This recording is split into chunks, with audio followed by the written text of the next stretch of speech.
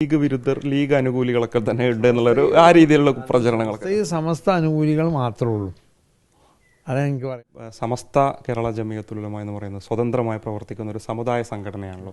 ഒരു രാഷ്ട്രീയ പാർട്ടിയുടെയും ബി ടീം, ഒരു മതസംഘടനയാണ്. ഒരു രാഷ്ട്രീയ പാർട്ടിയുടെയും ബി ടീം അല്ല എന്ന് അങ്ങും പറയുന്നുണ്ട്. എങ്കിലും നമ്മൾ പറയില്ല, അങ്ങനെ തന്നെ ഉള്ളൊരു യാഥാർത്ഥ്യമാണ്. ഞാൻ മാത്രം പറഞ്ഞൊന്നുമല്ല. സമസ്ത കേരള ജമിയത്തുൽ ഉലമ ഒരു സ്വതന്ത്രമായ സംഘടനയല്ലേ, നിങ്ങൾക്കൊക്കെ അറിയില്ലേ? അത് വേറെ ആരെങ്കിലും ഏതെങ്കിലും സമസ്ത കേരള ജമിയത്തുൽ ഉലമ രൂപീകരിച്ചിട്ട് 100 വർഷമായി. പിന്നെ ഉദ്ദേശിക്കുന്നത് പോലെ വേറെയുള്ള ഏതെങ്കിലും പാർട്ടികളുടെയൊക്കെ ഇവിടെ കോൺഗ്രസിൻ്റെ ബി ടീമോ അല്ലെങ്കിൽ വേറെ ഏതെങ്കിലും പാർട്ടികളുടെ രാഷ്ട്രീയ പാർട്ടികളുടെ ബി ടീമോ ഒന്നും അല്ലല്ലോ ഇത്. അങ്ങനെ രൂപീകരിക്കപ്പെട്ടതുമല്ല. ഏതെങ്കിലും രാഷ്ട്രീയ പാർട്ടികളെ ശക്തിപ്പെടുത്താൻ വേണ്ടിയോ അല്ല സമസ്ത കേരള ജമിയത്തുൽ ഉലമ രൂപീകരിക്കപ്പെട്ടു. മുസ്ലിം ലീഗുമായിട്ടുമെങ്കിലും സമസ്തക്ക് ഒരു അടുപ്പമുണ്ട്, ബന്ധമല്ലേ ഉള്ളത്. ആ ബന്ധം അതേമാതിരി തന്നെ തുടരും, പഴയ കാലത്തുള്ളത് പോലെ. മുസ്ലിം ലീഗായിട്ടൊന്നും പലതരത്തിലുള്ള പ്രചാരണങ്ങൾ നടക്കുന്നുണ്ട് ചോദിക്കുന്നതാണ്.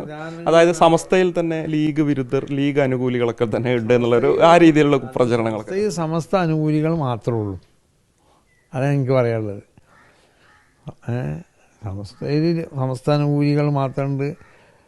സമസ്തൻ്റെ ആശയാദർശങ്ങൾ വിശ്വസിക്കുന്ന ഏത് മുസ്ലിമിനും സമസ്തയിൽ അംഗമാവാം. ആ ആശയാദർശങ്ങൾക്ക് എതിരാവുന്ന പ്രവർത്തനങ്ങൾ അവനിൽ നിന്നുണ്ടാവാൻ പാടില്ല. അല്ലെങ്കിൽ അങ്ങനത്തെ പ്രസ്ഥാനങ്ങളിലോ മറ്റുള്ള വിശ്വാസങ്ങളോ അവനിലുണ്ടാവാൻ പാടില്ല. ആ നിൽക്കായാലും അവർക്ക് സമസ്തയിൽ അംഗമാവാലോ.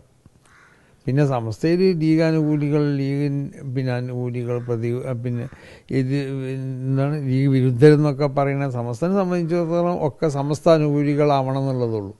അത് മറ്റത് നമ്മൾ ശ്രദ്ധിക്കണില്ലല്ലോ. താങ്കൾ സമസ്തയുടെ അധ്യക്ഷനായതിനു ശേഷം കേരളത്തിൽ നിരവധി ന്യൂനപക്ഷങ്ങളുമായി ബന്ധപ്പെട്ട വിഷയത്തിൽ ഉൾപ്പെടെ താങ്കൾ നേരിട്ട് സർക്കാർ തലത്തിൽ സംസാരിക്കുന്നു. മുഖ്യമന്ത്രി പിണറായി വിജയനുമായിട്ട് കൂടിക്കാഴ്ച നടത്തും. അതിൻ്റെ മുഖ്യമന്ത്രി നമ്മൾ നേരിട്ട് സംസാരിക്കും, അങ്ങനല്ലേ?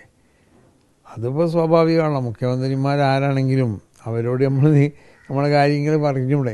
എന്താ കുഴപ്പം?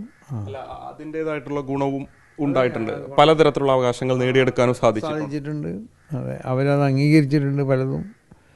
അങ്ങനെയുള്ള ഒരു ഗവൺമെൻറ് എന്ന് പറഞ്ഞാൽ അങ്ങനെയല്ല. ഇവിടുത്തെ എല്ലാ ജനങ്ങളെയും, ന്യൂനപക്ഷങ്ങളെ മാത്രമല്ല, ന്യൂനപക്ഷങ്ങളടക്കമുള്ള എല്ലാ ജനങ്ങളുടെയും ആവശ്യങ്ങൾ പരിഗണിച്ചുകൊണ്ട് പരമാവധി പരിഗണിക്കാൻ പറ്റുന്നത് പരിഗണിച്ചുകൊണ്ട് മുന്നോട്ട് പോകണം.